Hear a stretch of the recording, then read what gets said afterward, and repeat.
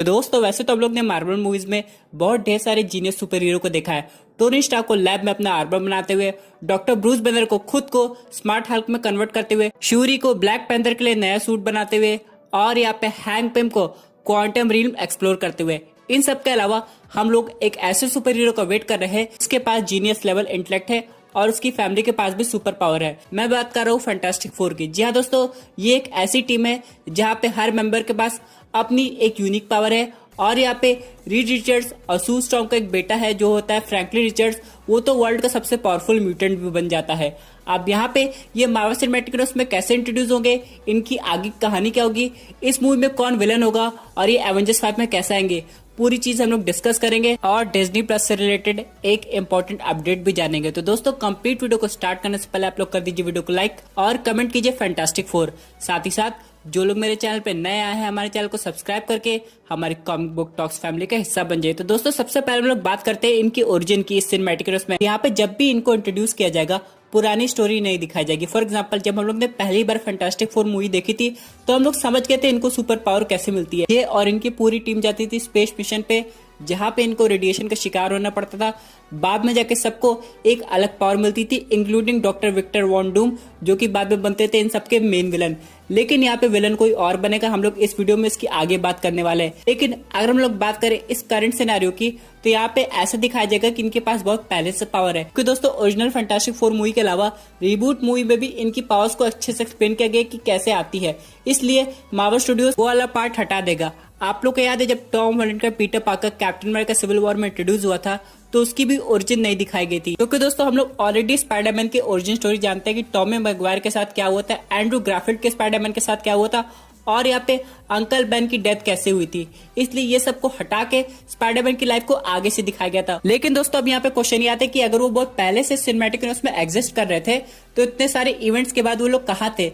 क्या वो पास्ट में फंसे हुए थे या फिर क्वांटम रील में थे? इसका जवाब हम लोग को एंटमैन 3 मूवी में मिलने वाला है। कहा यह जा रहा है कि फैंटास्टिक फोर डायरेक्टली कनेक्टेड होगी इस मूवी से, यानी दोस्तों यहाँ पे क्वांटम रील का मेजर रोल होने वाला है। अब बहुत से लोग सोचेंगे ये हैंक पिम और जेनेट वास से पहले से कनेक्टेड है, यानी इन लोग के साथ काम कर चुके थे। लेकिन दोस्तों कुछ और स्टोरी ये हो सकती है कि जब जेनेट वास क्वांटम रील में फंसी थी तभी फैंटास्टिक फोर से मिली हो, यानी कि दो ऐसे सुपर हीरो है जो क्वांटम रिल्म को अपने तरीके से एक्सप्लोर किए थे। अब यहाँ पे मार्वल स्टूडियोज ने ऑलरेडी एंटमैन 2 के डिलीटेड सीन में एक सिटी दिखाई थी।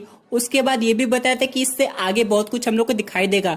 लेकिन यहाँ पे जैसे जेनेट वास्प आती थी एंटमैन 2 में, वो हैंक पिम को और भी कुछ बताना चाहती थी कि कैसे उसके पास सुपर पावर्स आ गई और वो इतने समय तक उस जगह पे कैसे सरवाइव कर पाई। लेकिन मूवी के एंड में वो लोग थैनोस के स्नैप का शिकार हो गए थे, इसलिए वो ज्यादा कुछ बता नहीं पाए। लेकिन एंटमैन 3 में हो सकता है जेनेट वास्प और हैंक पिम फिर से क्वांटम रिल्म को एक्सप्लोर करेंगे फैंटास्टिक फोर टीम को बाहर निकालने के लिए।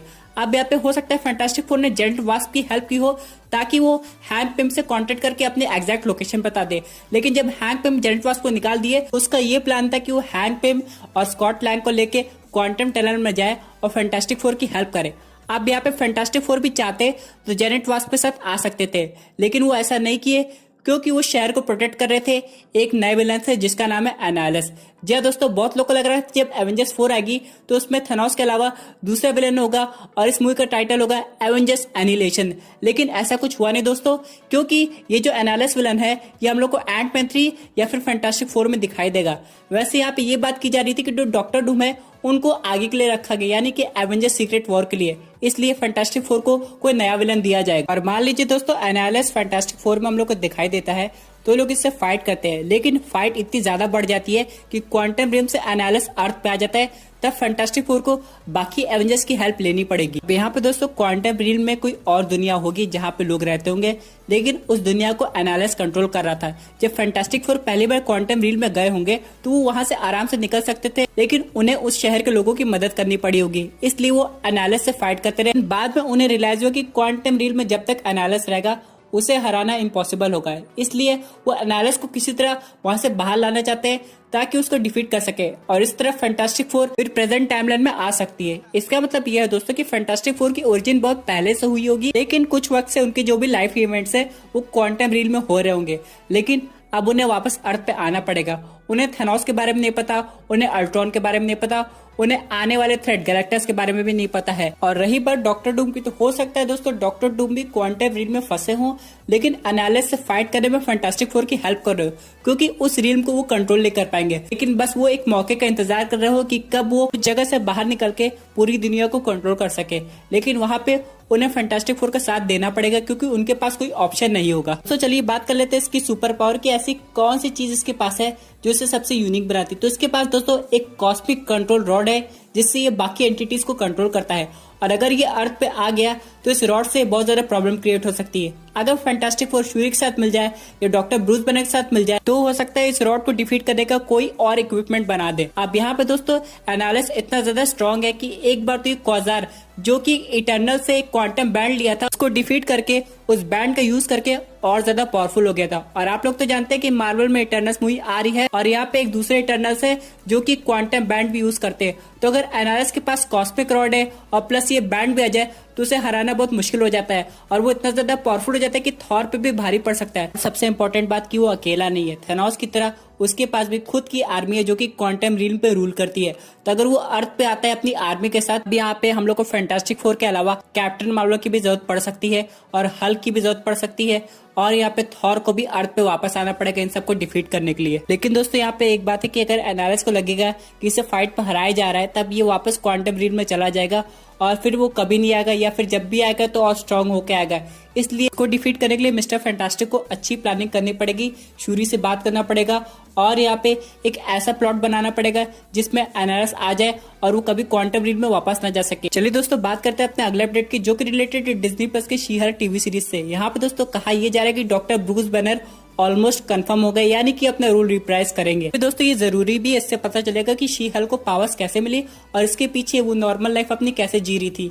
यहाँ पे दोस्तों ये जो टीवी सीरीज है ये काफी डिटेल में दिखाई जाएगी। इसमें शी हल्क की पास्ट लाइफ पे भी फोकस किया जाएगा, और उससे पहले क्या वो डॉक्टर ब्रूस बैनर से मिली थी, ये सब भी दिखाया जाएगा। और इस टीवी सीरीज में सबसे इंपॉर्टेंट सीन तब होगा जब जेनिफर वॉल्टर्स पहली बार शी हल्क में ट्रांसफर होगी। तो क्या प्रोफेसर हल्क को उसको कंट्रोल करने के लिए आना पड़ेगा? और ये इवेंट्स एवेंजर्स एंड गेम के काफी टाइम बाद हो रहे हैं, तो क्या प्रोफेसर हल्क का हाथ अब तक ठीक हो गया होगा, या फिर उन्हें कोई और एक्सपेरिमेंट करना पड़ेगा, या फिर अपने आप को इनक्रेडिबल हल्क में चेंज करना पड़ेगा ताकि उनका हीलिंग फैक्टर वापस आ जाए। इसी के साथ दोस्तों बात करते हैं अपने एक और इम्पोर्टेंट अपडेट की, जो कि रिलेटेड है वांडाविजन टीवी सीरीज से। यहाँ पे दोस्तों हम लोग को इस टीवी सीरीज का मेन प्लॉट पता चल गया है, जो कि रिलेटेड है कि विजन कैसे आ सकता है। तो हम लोग को ये पता है कि वांडा ऑल्टरनेट रियलिटी क्रिएट करती है, लेकिन उससे पहले उसको अपनी एग्जैक्ट रियलिटी को फेस करना पड़ता है। हम लोग ने एवेंजर्स इन्फिनिटी वॉर में ये देखा था कि कैसे थेनोस ने विजन के हेड से माइंड स्टोन हटाया था, लेकिन उसके बाद विजन का कलर एकदम चेंज हो गया था। फिर बहुत से लोगों को लगा कि हो सकता है फ्यूरी थेनोस के स्नैप का शिकार नहीं हुई है और वो विजन को रिवाइव कर सकती है बिना माइंड स्टोन के, लेकिन ऐसा कुछ नहीं हुआ। एवेंजर्स एंड गेम में भी विजन पे फोकस नहीं किया गया। इसका मतलब ये है कि उस इंसिडेंट के बाद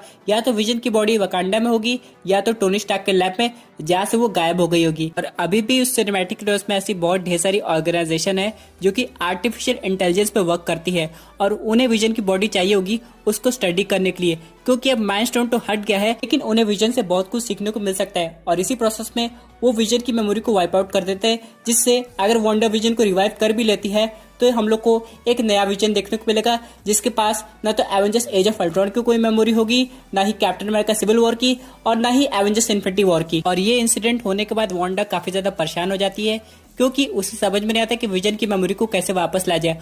अगर विजन कोई इंसान होता तो मैजिक से ऐसा पॉसिबल हो सकता था, और इसी वजह से वांडा थोड़ा अजीब बिहेव करती है और एक ऐसी रियलिटी खोलती है जहाँ पे उसे पुराना विजन मिले अपनी मेमोरी के साथ। दोस्तों ये जो स्टोरी लाइन इंस्पायर्ड है ये वेस्ट कोस्ट एवेंजर्स इंस्पायर्ड है। यहाँ पे हम लोग को विजन देखने को मिला था, वो काफी ज्यादा पावरफुल था, लेकिन उसके पास कोई पुरानी मेमोरी नहीं थी और उसके पास कोई वीकनेस भी नहीं थी। तो यहाँ पे ये क्वेश्चन आता है कि अगर विजन फिर से रिवाइव हो जाता है तो वांडा की रियलिटी को अलग हटा के जो अर्थ की करंट रियलिटी है उसमें वो कैसे बिहेव करेगा, उसको कंट्रोल करने के लिए कौन आएगा?